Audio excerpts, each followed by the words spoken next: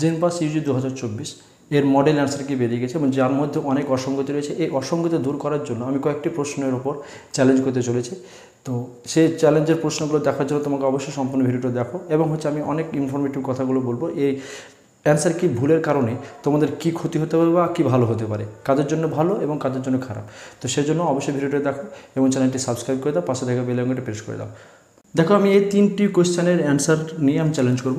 দেখো যারা 20 সিরিজের আমি প্রশ্ন নিয়ে আলোচনা করছি, 89 সি হচ্ছে সঠিক উত্তর, কিন্তু তারা দিচ্ছে ডি।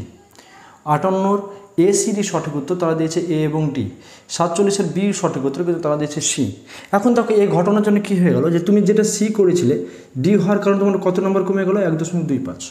ঠিক আছে, এখানে তুমি যদি সি করে দাও, যেহেতু ওরা সি অপশানে দেয়নি, এ এবং ডি দিয়েছে, তাহলে সি দেওয়ার কারণে তুমি এখানে নাম্বারটা কত 0 পেয়ে যাচ্ছ, অর্থাৎ 2 নম্বর তোমার কমে গেল।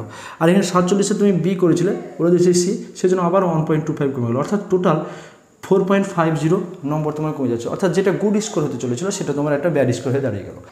তো যার কারণে তুমি একটা পছন্দের মতো কলেজ পেলে না। তো এই জন্য অবশ্যই অ্যান্সার কি চ্যালেঞ্জ করা উচিত এবং সেই উদ্দেশ্য নিয়ে আমি অ্যান্সার কি চ্যালেঞ্জ করব। আর এতক্ষণ পর্যন্ত যারা ভিডিওটি দেখলে, যদি তোমাদের মনে হয় ভিডিওটি ইনফরমেটিভ এবং তোমাদের কোনো একটা কাজে লাগবে, তাহলে অবশ্যই চ্যানেলটি সাবস্ক্রাইব করে দাও, পাশে থাকা বেল আইকনটি প্রেস করে দাও এবং বন্ধুদের মধ্যে শেয়ার করে দাও।